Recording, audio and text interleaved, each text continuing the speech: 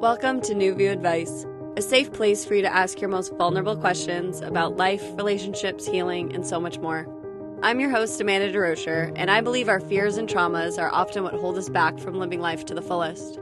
Join me here each week as I offer advice on how to move through whatever is holding you back from being your best self.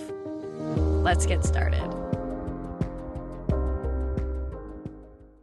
Hey there, beautiful souls. My name is Amanda, and welcome to New View Advice. If you're new here, this is a podcast where I answer listener questions about life, relationships, healing, and so much more.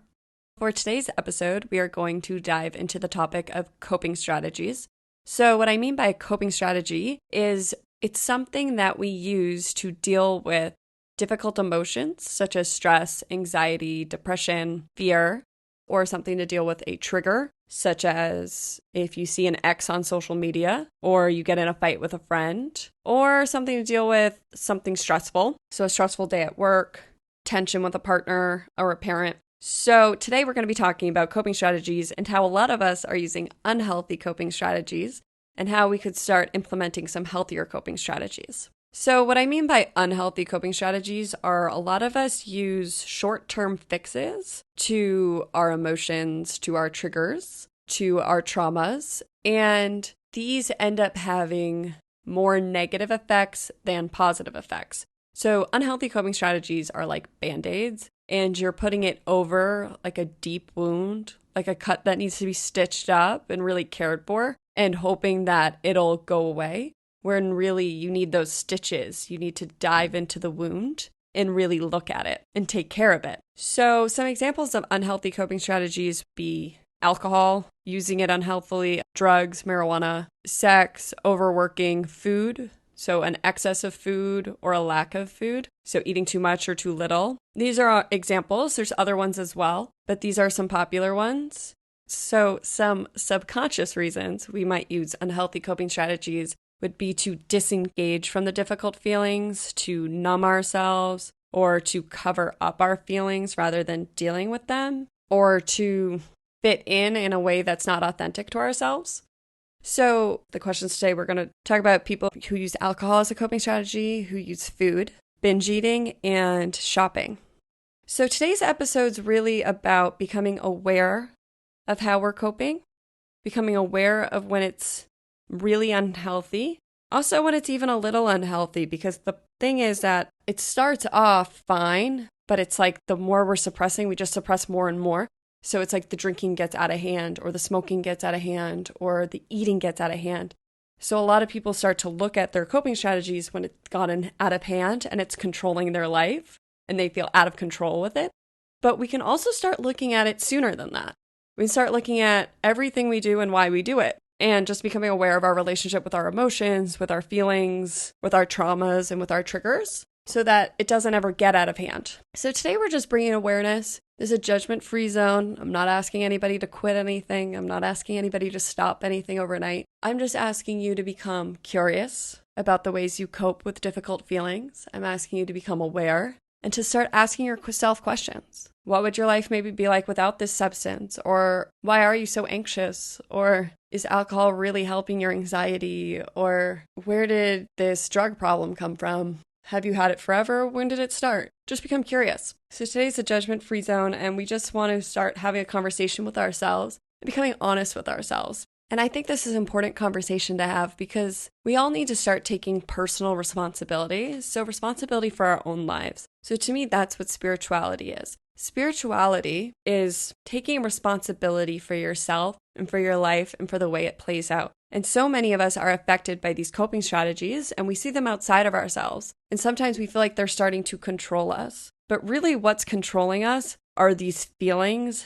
these triggers, and these traumas. Because these substances are all neutral. We're putting expectations on them and we're putting our own thoughts and programs and traumas on these substances. So today's just about becoming curious and starting to look at why we are the way we are. I think that's one of the ultimate questions, is really starting to take personal responsibility for your life. If there's an area you're unhappy with, if there's an area that you feel a lot of shame over, if there's an area of your life that makes you really angry or makes you really anxious, life is about taking responsibility and looking at how you can fix that and looking at what work you need to do internally or externally to fix that. So I'll just give a quick example of how I've seen unhealthy coping strategies play out in my own life. So for me, my relationship with alcohol has been very complicated, and I'm currently not drinking. For those who are new here, I'm doing a year of sobriety, so I started in February, so I'm about 5 months sober. And I've noticed it's really made me look at, I did a lot of work before I gave up alcohol, but I also have had to look at the roles alcohol plays in my life and how I would use it to cope. I would use it in social situations when I was anxious. I would use it when I was depressed. I would use it when I wanted to numb. I would use it a lot for boredom. And that we're going to go into that in one of the questions. And then when I gave up alcohol, I noticed that I picked up eating a lot of dessert. So I never ate dessert because I was always like, wine's dessert. And then I gave up alcohol and all of a sudden I'm eating ice cream every night. I'm eating cookies. And what this showed me was that there were these underlying feelings I was numbing and I was suppressing that I had to look at, that alcohol was helping me suppress. But it wasn't alcohol itself that I was suppressing. I was suppressing boredom. I was suppressing anger and other feelings that it was easier to pick up a drink or to pick up a brownie. But those were always short-term fixes. I never felt fully fulfilled after. I never felt happy. I ended up hating myself a little bit because I was trying to fill a void. So that's just an example of how I've seen it play out in my own life. I'll go a little deeper in the questions. But yeah, if you have any other questions after this episode about coping strategies, please let me know. I'm really passionate about finding ways to really embrace life because coping strategies are really ways that we dim our life, right? We dim our light with unhealthy coping strategies because these feelings, we have to move through them in order to let more joy, more happiness, more love in. And by coping, by numbing, by disengaging, right? That's what a lot of these different ways do. A lot of these strategies do is that we're disengaging from life. And the goal here on this podcast, in this community, is to engage with life, is to take responsibility for your life. If you're unhappy, to do something about it, but it's not as easy as just quitting your job. You might have a million limiting beliefs or a million fears that we have to look at first. So you might have a million limiting beliefs or a million fears or anxieties or emotions around leaving that job, which makes it impossible for you to leave it. So this podcast is really about diving into why we're the way we are, looking at ourselves, getting in touch with ourselves, getting to know ourselves, reconnecting with our feelings, which we've been really programmed out of in this society. We've been really told by parents, teachers, neighbors, communities that having hard feelings is wrong. There's nothing wrong with your feelings. There's nothing wrong with you. You are beautiful. You are whole. This is just about remembering who you are and unpeeling the layers that this society, that this world has put on top of you and that you have put on top of yourself. So with that, let's jump on in.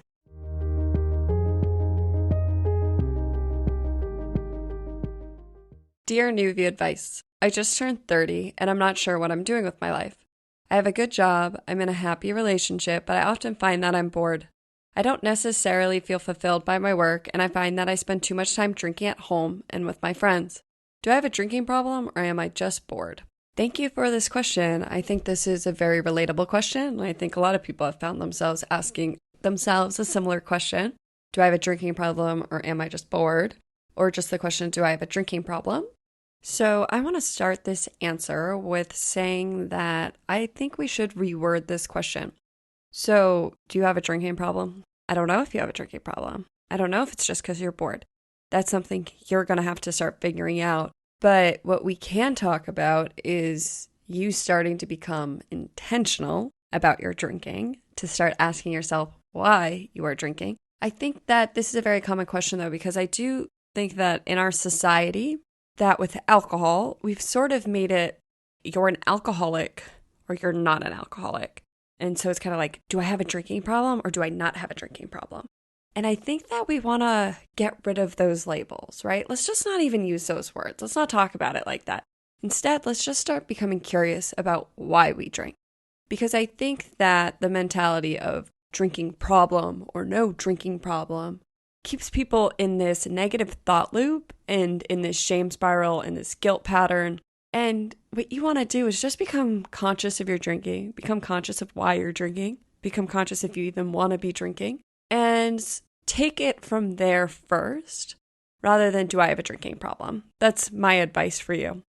So I want you to start bringing more awareness to your drinking, becoming more conscious of your drinking, and asking yourself more questions out of curiosity, less judgmental. I think do I have a drinking problem has a judgment in it. I think it has a little shame, and maybe you feel a little guilty when you drink, or maybe you feel anxious about drinking, but you drink anyway. So I want you to start asking yourself how alcohol is affecting you and it's affecting your life. And later down the road, you can see if that's a problem, but really just start with how is it affecting you? After you drink, how do you feel? Do you feel fine or do you feel anxious? Somebody called it anxiety to me the other day. When you wake up after drinking and you have anxiety, and they're like, oh yeah, I just realized that was like normal, like everybody experiences it. That may be true, but to me, that's a problem if you're waking up anxious. To me, you want to be really looking at behaviors that leave you feeling anxious and asking yourself if that's serving you. Because the truth is, we have the ability to be happy and joyful at all times, but we have to do a lot of work to get there. So you just want to start asking yourself about your relationship with alcohol. So I would take drinking problem off the table and just start becoming curious. And if you find that all the answers are negative to your questions, like, why do I drink? Because I feel like I have to, or because I'm anxious, or because I'm depressed, then maybe you're going to want to switch your relationship with alcohol. Or do you only drink when you're stressed? Or are you only drinking because of this unfulfillment? If you started feeling more fulfilled, would the drinking stop? Become curious and just bring awareness to this. Let's try not to judge ourselves, okay? We judge ourselves for everything. We're mean to ourselves. We're our harshest critics. What we want to start doing is being kind to ourselves and loving ourselves through the healing process. So to me, you're going to want to heal your relationship with alcohol, because I think anybody who's asking yourself, do I have a drinking problem? You're seeing that there's negative patterns there. You're seeing that it's not making you happy, but you're doing it anyways. So that's what we're looking to heal. That's what we're looking to become curious about. That's what we're looking to bring awareness to. So for you, it sounds like you're suffering from a little bit of boredom and unfulfillment. So for me, boredom is often covering up a different emotion. So when we're bored, it's often because we feel unfulfilled, unhappy. We've put ourselves in a bubble to protect ourselves from all our fears. So we feel bored because we're not challenging ourselves. We're not putting ourselves outside our comfort zones. Boredom can also be a little bit of unhappiness. And for a lot of us, it can be easier to be unhappy than happy. We can really actually fear happiness because we can fear being so happy and then it all being taken away. Boredom can also be not wanting to upset the norm. So for you, you're going to want to sit with your boredom. I can really relate to this question. I know that in the winter, before I stopped drinking, I was really bored all the time. So I found myself drinking more, starting a little earlier. So instead of having a glass of wine at 8, it was like, is it 5 o'clock yet? Because I was really trying to cover this boredom. But for me, what I was really covering up was that I was dying to create. So there's a part of me that really wanted to create this podcast, to create more writing, to use more creativity, to bring my authentic expression into the world, to be more of myself. So there was a part of me that really wanted to do that. But then there was another part of me that didn't want to change, that was really afraid of change, that was really afraid of embracing this podcast, so afraid of embracing who I really was. So I had these two parallel thoughts, right? So for me, it was like, I want to be really big. I want to be seen. And then there was another part of me like, I just want to stay in my little bubble and never be seen. I'm afraid of being seen. And my mind was like this bouncy ball that would bounce back and forth in my mind. And this was uncomfortable. So it was easier to pick up a drink and to numb. But I found myself really bored because I wasn't living up to my greatest potential. So that boredom was stemming from fears that I had to look at in order to create, to not be so bored anymore. I hope that makes sense. But when it comes to unfulfillment, we all have the potential to be fulfilled. So if you're feeling unfulfilled, you need to start asking yourself what you really want in this life. You need to ask yourself why you're not living up to your greatest potential, because fulfillment comes from doing what we're here to do, what we want to do, what we want to birth into this world. And unfulfillment comes from settling. And it comes from all those things I mentioned before, not wanting to upset the norm, not wanting to be different, fears of being who you truly are, fears of being made fun of, fears of disrupting the norm. So you want to start looking at, why are you unfulfilled? Why are you in a job that you're unfulfilled in? Why are you settling? Do you feel like you're settling, or do you feel like you have to be in this job for a year or two for experience or for whatever reason? But you need to start believing that you could find a job that fulfills you and start looking for one. I would start asking yourself those questions. I think a lot of us settle for unhappiness because we see everyone around us settle for unhappiness. If you go outside, 9 out of 10 people are unhappy. 9 out of 10 people don't like their jobs. 8 out of 10 people complain about everything. And so we normalize that like that's the way life's supposed to be. And that's false. You don't have to take on those beliefs for yourself. So you want to start asking yourself about why you're unfulfilled. If you have some fears about changing your life. So I would start doing that. And if you feel like you're drinking too much at home or with friends, I would ask you to ask yourself if you could take a little break from alcohol. Are you willing to give it up for a week, 2 weeks, a month, a year? Ask yourself what it would be like to give it up for a little bit. Does that seem impossible? Because then you might want to look at that. Why does it feel impossible? Does it feel impossible to go out with friends and not drink? Why is that? Are you afraid of what people think of you? Are you afraid that people might judge you? The truth is, others' judgments are none of our business. Your opinion of yourself is all that matters. I mentioned this last week, but the person we are with 24/7, all day, every day, for our entire lives is ourselves. And so if we care too much about what other people think of us and sacrifice ourselves, there are major consequences. And those consequences are depression. Those consequences are unfulfillment. Those consequences are unhealthy coping strategies. Because when we go against ourselves for too long, it's too hard to sit with that because we can't look at that and not do something about it. So we numb it. And so we do everything we can not to see that we are disrespecting ourselves, that the person that we are not loyal to is ourself. And in our life, it is our job to be loyal to ourselves above all else, to love ourselves above all else.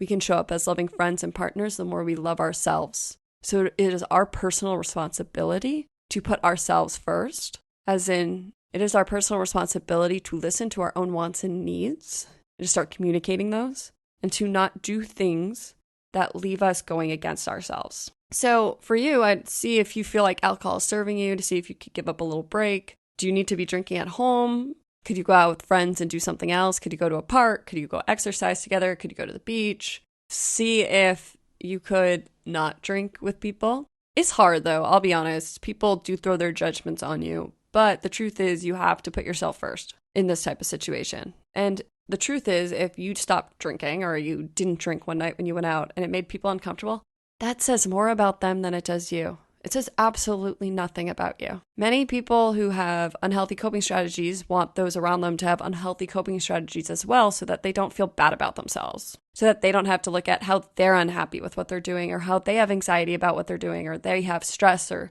they don't want to look at it. So if everybody's doing the same unhealthy thing, nobody has to judge themselves for doing this unhealthy thing.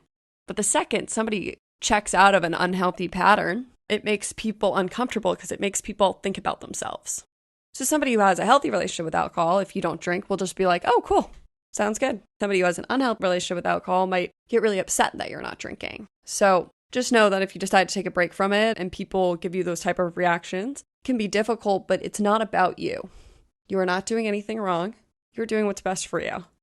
Like I said, I want you to start looking at why you're bored, why you're feeling unfulfilled, what's under that. Why do you think you have a drinking problem? How do you feel the next day? These are all journal questions, so you can journal about these. I would really just start getting curious. Get curious about your relationship. And I really challenge you to be sober curious. Try it out. See if you absolutely hate it. And if you hate it, like, why do you hate it? Is it because all these feelings came up that you finally had to look at? Did you find it impossible? Just become curious. I think that alcohol and unfulfillment go hand in hand because hangovers keep us from doing things. So a lot of times we get brain fog from drinking. It clouds our brains because we're hungover. You can have headaches, body effects, tired. You can eat food that's unhealthy and doesn't leave you energized the next day. So it can lead to being unfulfilled because you're not allowing yourself to do whatever you want to be doing. So for me, for example, it was this podcast and it was writing screenplays. I had kind of settled and wasn't doing that as much as I wanted. But now I just find that I create all day, every day. From like the second I wake up till when I go to bed, and I'll take breaks during the day. But my brain's so much clearer that I'm feeling much more fulfilled. But part of the drinking, it was the hangovers, the brain fog that was stopping me from that fulfillment. So I just challenge you to try sobriety. You don't have to give it up forever. You could just try it for a month, and then you could drink on special occasions if you wanted. Just start to become curious about your relationship with alcohol. But it sounds like you're spending a lot of time drinking at home and with friends, and I challenge you to maybe take a break or to look at why that is and just to really become curious about it. And for you, another thing I want to talk about is, so you say I have a good job and I'm in a happy relationship, but you find that you're bored. So what that is telling me is that what you're missing is a relationship with yourself. So you have relationships outside of yourself, you have friends, you have a partner, and you have a good job, but you don't have a relationship with yourself because you didn't include yourself in this question. You said, I'm not sure what I'm doing with my life. The more we get to know ourselves, the more we know exactly what we should be doing. So the indecisiveness that we often feel is a real disconnection from self. So I want you to start developing some practices to get to know yourself a little bit better. Because I might say to you, why are you in a job that you're unfulfilled? And you're like, well, what else am I supposed to do? And you might be really indecisive and not have any answers. Well, what that means is you have to get to know yourself. It's like meeting a new person, because if we ignore ourselves, or we never sit with ourselves, or we never talk to ourselves, we don't know ourselves. And there's a part of you that's always there waiting for you to show up, waiting for you to ask yourself how you feel, that's always cheering you on in the background. But the more disconnected we are, the more we don't see that version of ourselves. So I want you to start meditating. I want you to start journaling. I think those are two really good practices where you can just start getting to know yourself a little better. And just start asking yourself questions. Just become curious. Don't judge yourself. Don't ask yourself if you have a drinking problem. Ask yourself why you're drinking. So you can journal and meditate. You can also find a hobby. So ask yourself if there's something you've always wanted to do that you've never done before. And maybe take a class. And there's so many online classes where you can learn at your own time because you could have an unpredictable schedule and things like that. So I would recommend finding a hobby and just start asking yourself, what do you want, right? You don't have to be bored. You deserve to be fulfilled. So why are you stopping yourself from that fulfillment? Because that's what I'm hearing from this question, is that you're your own biggest roadblock. So in order to not feel bored or to feel fulfilled or to have a different relationship with alcohol, these are all going to take changes that you have to make. So you're going to have to look at why you're unfulfilled. That could be looking for a new job or finding a hobby. You have to look at your relationship with alcohol. That's work. You have to start asking yourself questions that most people don't ask themselves. Most people never look at their relationship with alcohol. They just drink and feel anxious or shame and then do it again, or whatever emotion it might be. So a lot of people never look at it. So you asking this question is an amazing first step. So I want you to know that you're on the right path. So I hope that helps. So yeah, journal, meditate, finding a hobby, asking yourself questions, and taking some time off alcohol, I think could be really great for you, and seeing if you can implement more healthy coping strategies. For me, creating this podcast was such a beautiful thing for me to do in my sobriety, because I realized that this is what I love to do, and this leaves me feeling fulfilled, that I never want to pick up a drink because I never want to not be able to be of service. I never want to not be able to write. I'm so connected with my creativity that the thought of drinking is, I just don't want to because I feel so fulfilled. So I challenge you to start looking at what could make you feel fulfilled. I hope that helps. And thank you for this question. I think it's a very relatable question, and sending you all my love.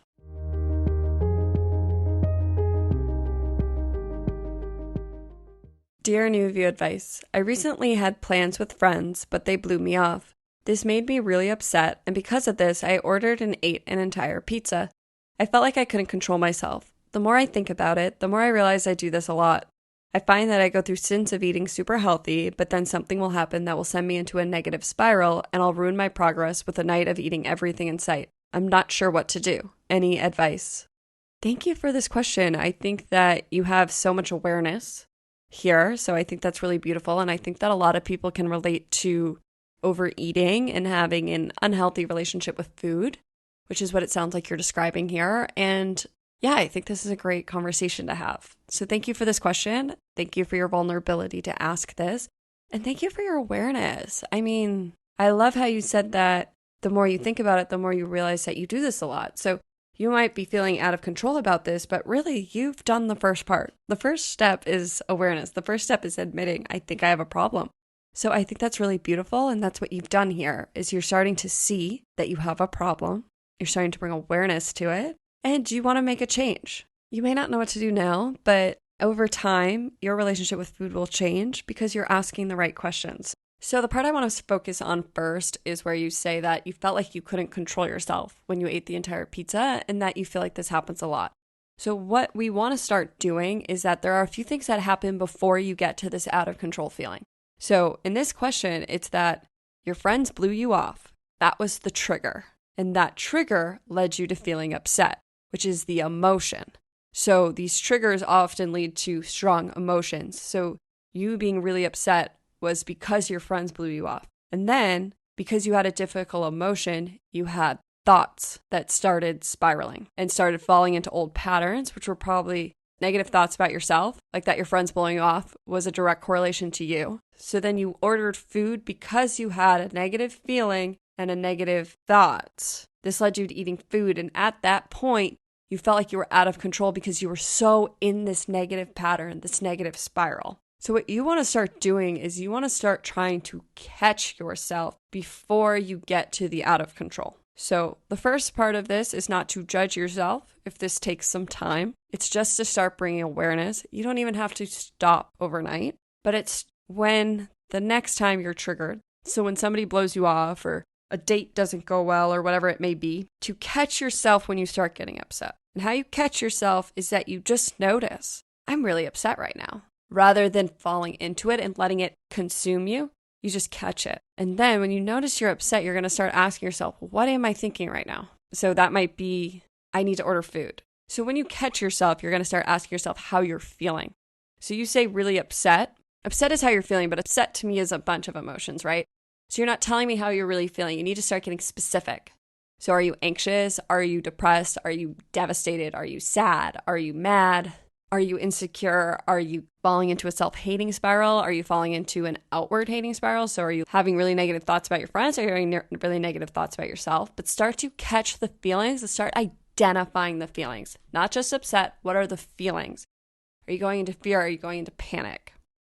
So you want to start catching yourself. So start catching these feelings and start catching the thoughts. So what is running through your head that is leading you to think pizza is the answer? But if you end up hating yourself after and you feel like you're ruining all this progress, it sounds like you're in a bad pattern. So you just want to start bringing awareness to this pattern. I also want you to ask yourself if this is a pattern other people in your family have, because that could just help you to bring awareness to where this came from. But that's really the first step, is just to become aware. So you don't even have to change it.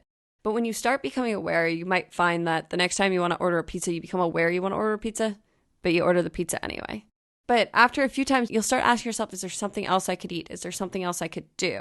And it just might not happen overnight, but a few things I want you to start implementing are as you bring in awareness, do you think you could do something else? And so some of these things would be to get outside. So when you feel triggered, to get outside and away from the kitchen, away from the food, go for a walk and to calm down and to connect with nature. Nature is very grounding. Nature is there for us. So go sit in the grass, go swim in the ocean, go sit at the beach, go sit in a park, go sit on a rock. If you live in a city, go find some mulch. Like literally, I'm not even kidding. Go find a patch of grass and sit in it and breathe. Because you need to find grounding practices, because what's happening is you're getting in this pretty big negative spiral and you're feeling out of control because this is most likely a trauma response. So you might think, Amanda, I didn't experience any trauma. I wasn't raped. I didn't experience a big death. I wasn't beat up. I wasn't in the war. Like you might think it has to be this big event, but the truth is trauma can be a small thing that affects us in a big way. So we can't really judge where people's traumas come from, but most people have experienced trauma. So bullying's trauma. If you had a parent who was absent, that's trauma. And your friends blowing you off is a sign that you might feel abandoned. You might not feel good enough. You might feel unworthy of love. And these root causes are really what's causing you to pick up food. So once you start bringing the awareness of the emotions and the original thoughts, you're going to be able to start looking at the roots. You also might be able to start looking at the root the next day. So after you have a negative spiral, so say you eat a big pizza on a Wednesday, on the Thursday, when you start getting in that negative spiral where you hate yourself for what you did, instead of hating yourself, just start asking yourself questions. So you're going to want to start implementing some forgiveness practices, because overcoming addictions, which it sounds like you might be addicted to this pattern and addicted to food, takes time. So as I mentioned a lot, you could start to talk to a professional who can help you with this process. But you can also start working on yourself and implementing forgiveness. So I talk about Ho'oponopono a lot, but it's starting to forgive yourself. So starting to tell yourself you're sorry, you love yourself, thank yourself for taking the time to forgive yourself and forgive yourself. I talk a lot about forgiveness in episode 5. So if you have questions about it, you can listen to that episode. But I want you to start implementing forgiveness after you do have these episodes. So if you're really struggling with doing these prompts on your own and talking to yourself and forgiving yourself, I do recommend getting a professional involved, talking to somebody about this. I talk a lot about therapy, but I think that therapists are really great ways for us to have to look at our issues once a week or however often you go. But I think that it would be a great thing for you to implement.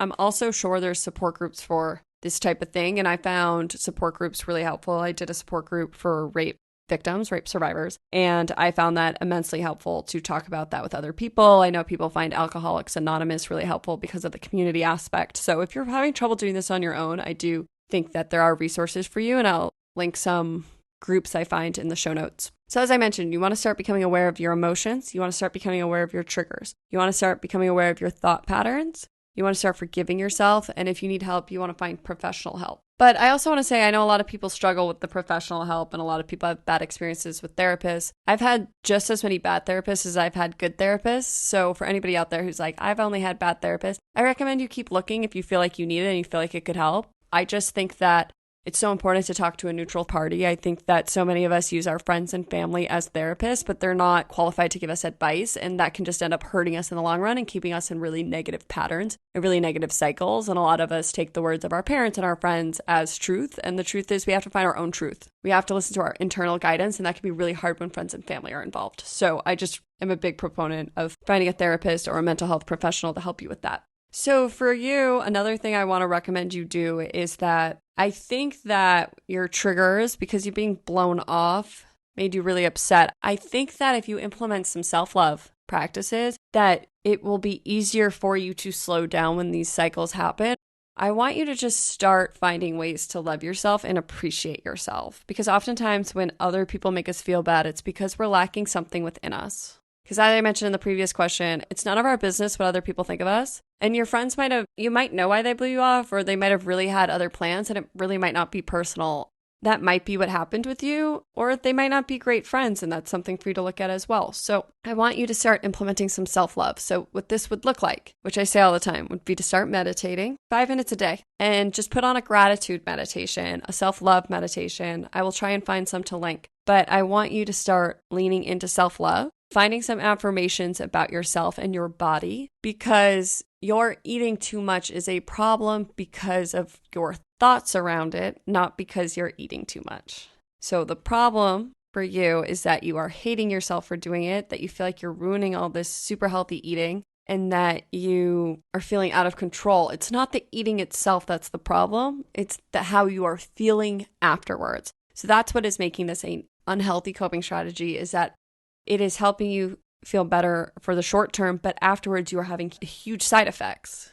It's like a hangover. You're hating yourself afterwards. You're feeling shame. You're feeling guilt. You're feeling anger probably at yourself.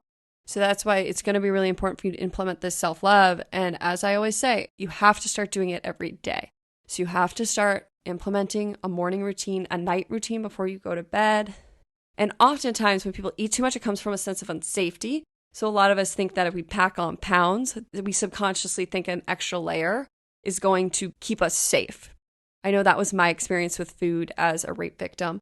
I would self-sabotage when I would start getting to a certain weight because of the immense unsafety I felt in being beautiful. Like, it was deep. And so I want you to start looking at that. Why do you have an unhealthy relationship with food? Do you have a fear of being seen? When your friends blew you off, did you take it personally like it did with you? And did that make you hate yourself so you ate because it made you feel better for a little amount of time? So I just want you to start thinking about it. So you need to start sitting with your feelings, and how you're going to do this is through journaling, meditation, therapy, doing the work, doing the inner work, and creating a healthy relationship with your body. So for you, it sounds like you might have some body issues. I think people who struggle with substances such as alcohol, drugs, food, eating too much or eating too little, don't have a healthy relationship with their body. So another thing that could help you, that helped me, was starting to use mirror affirmations. So saying certain things to my body every day. And at first, I really found it cringeworthy. Like, I found it cringeworthy to say, I loved myself. I love my body. I am sexy. And that shows you the resistance you have towards it. Because the truth is, your body, it doesn't have to look a certain way.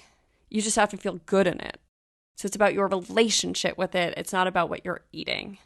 So I hope that's helpful, and I love you. And food is a very common coping mechanism. We live in a culture that almost glorifies eating food to make ourselves feel better. So know that you're not alone and that you will create a healthy relationship with food and you will create a healthy relationship with your body. Sending you all my love.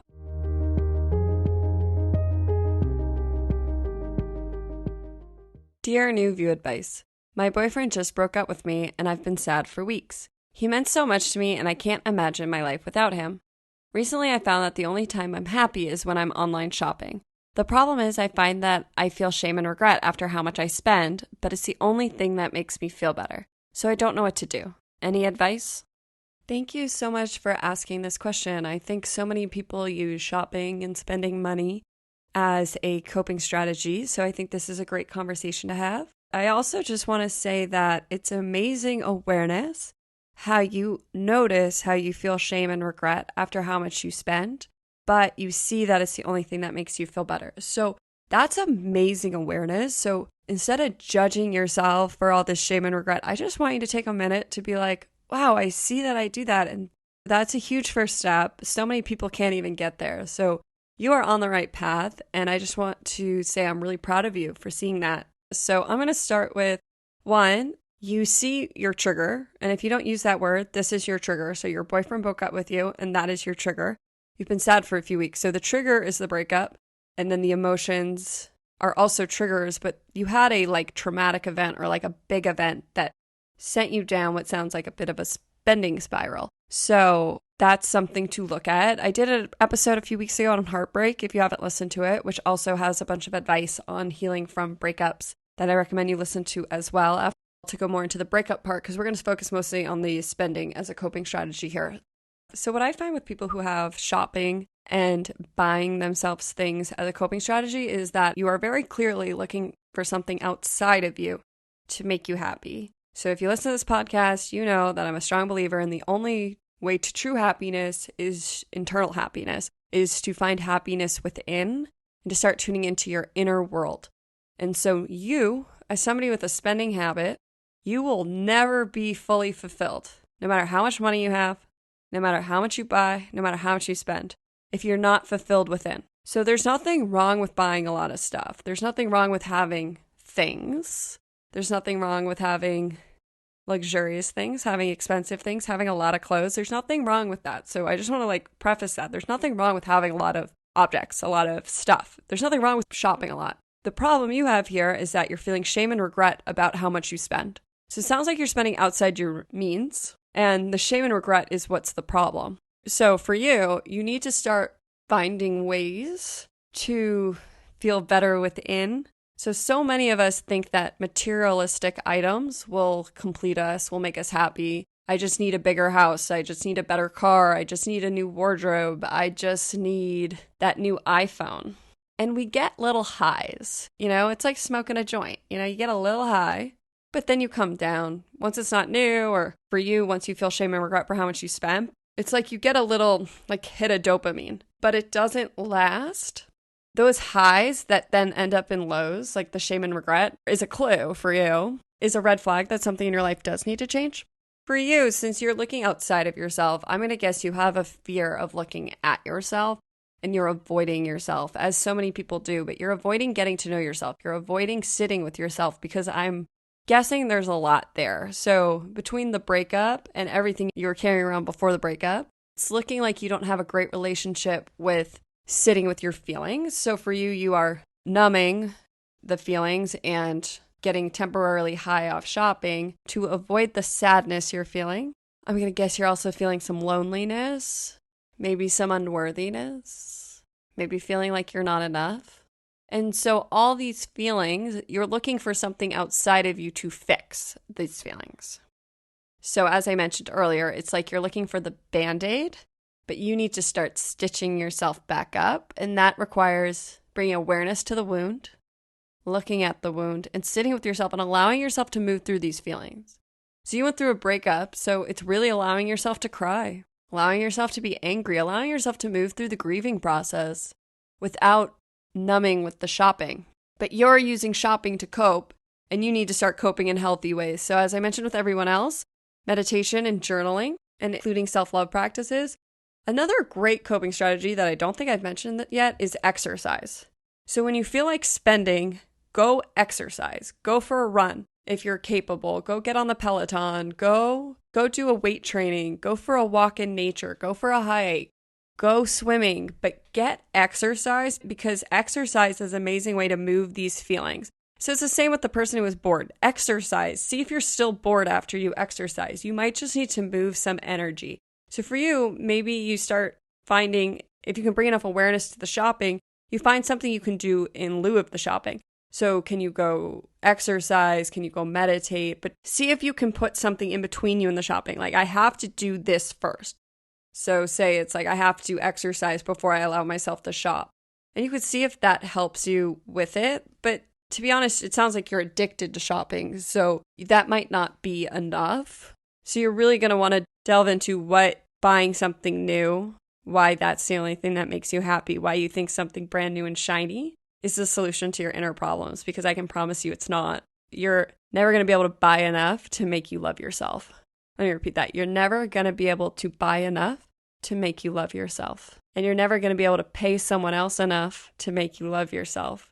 It's an internal job, and it's the only way you can do it is by sitting with yourself, feeling your feelings, forgiving yourself, and learning to slowly love yourself. But if you're using such an extreme coping strategy that's leaving you with sadness, shame, and regret after a breakup, it sounds like you're in desperate need of loving yourself and that you probably put a lot into this relationship. You said he meant so much to you and you can't imagine your life without him. You probably were a little codependent, but you might have been putting way too much on this relationship. And now that that relationship's gone, you're looking for the next unhealthy coping strategy instead of implementing healthy coping strategies. Take a bath, watch a movie. You want to cry? Watch a sad movie. The Notebook always makes me cry. Gets me every time. Watch a funny movie. But for you, it sounds like if this shopping's leaving me with shame and regret, it's not worth it.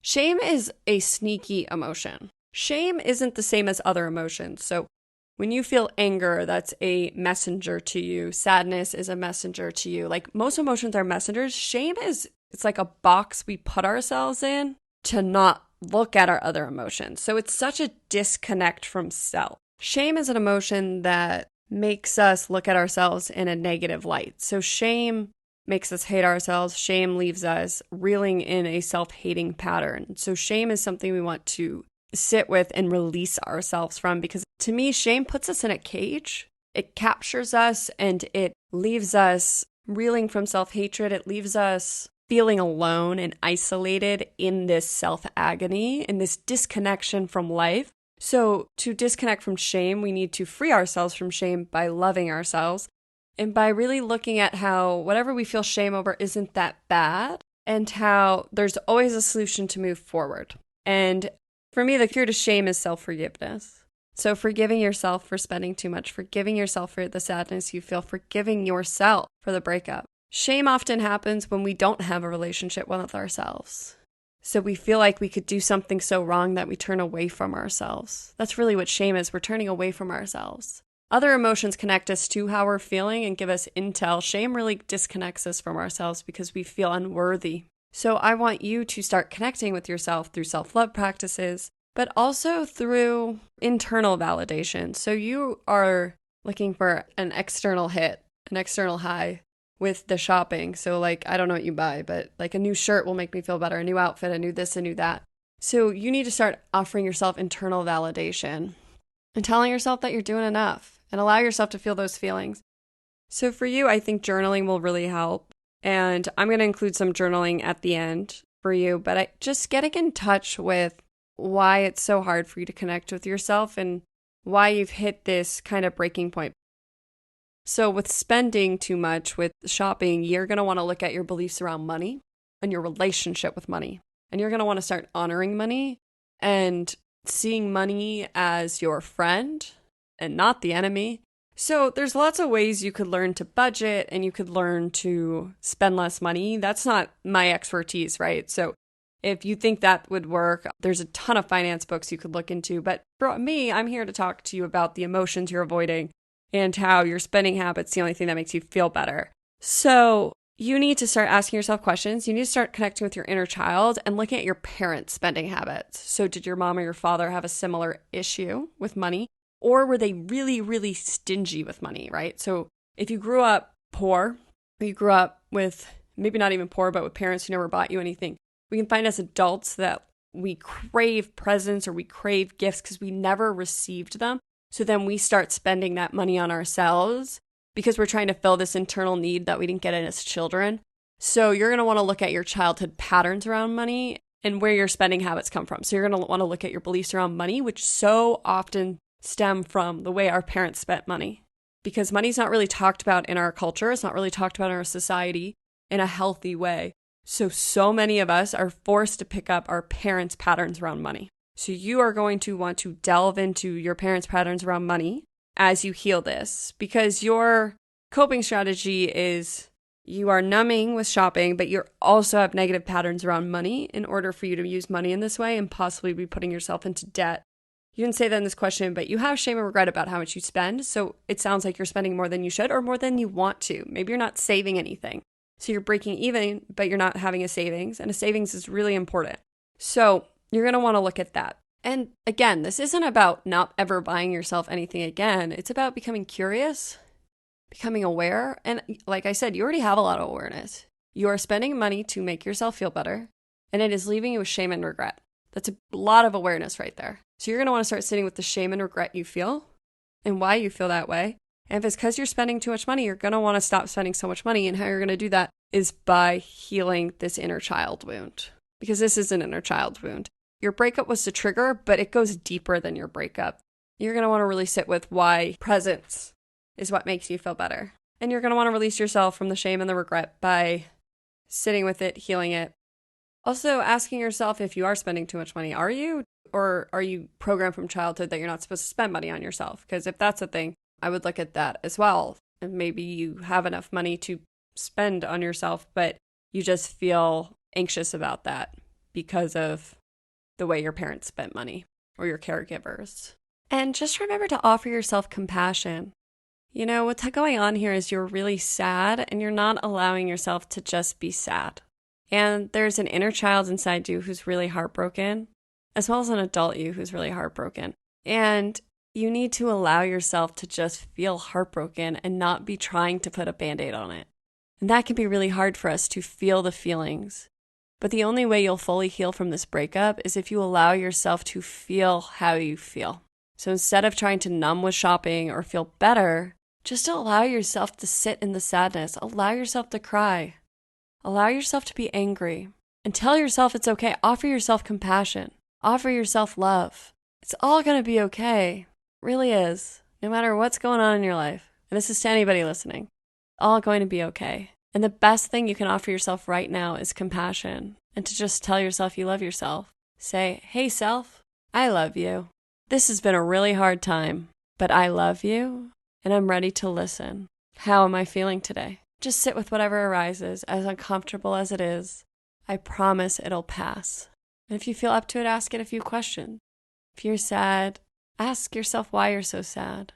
Is it just this guy who broke up with you, or does it go deeper? Just be curious with yourself, but offer yourself that love and compassion. Then after you allow yourself a big cry, give yourself some self-care. Take a bath, go for a long walk, call a friend, watch a movie, watch some Netflix. And I just want to mention that I know the concept of offering ourselves compassion sounds so simple, but so many of us don't do it. And I found when I started sending myself compassion, it would often move me to tears.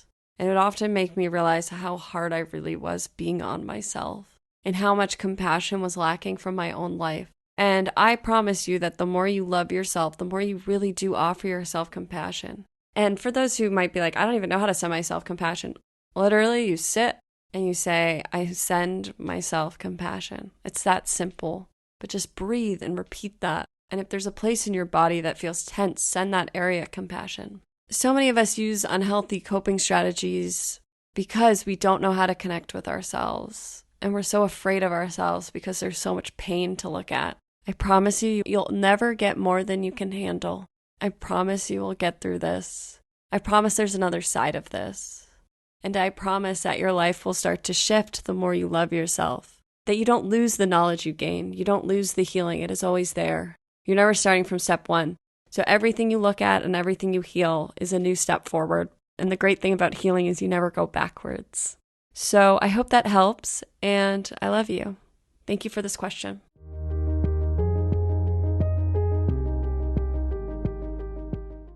Thank you so much for tuning into another episode of New View Advice.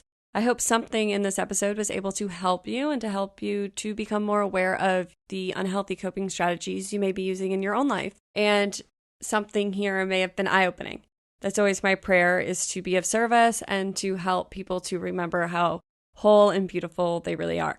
So for today's free resource corner, I am going to be putting together a list of journal prompts that will be on my website at newviewadvice.com/10. So it'll be in the show notes, and you'll be able to access a list of a ton of journal prompts, because I find that I talk a lot about how you should sit with it, a lot about how you should start asking yourself questions, and you might not even know where to start. So I created a list of questions that will help you link back to your childhood, questions about the present, questions about how you're feeling, questions about your triggers, just questions to help you start accessing why you're using these unhealthy coping strategies, how to connect with yourself, how to start loving yourself, to start seeing areas of your life where there might be parts where you might not be loving yourself fully. So I'm just put together a ton of journal prompts.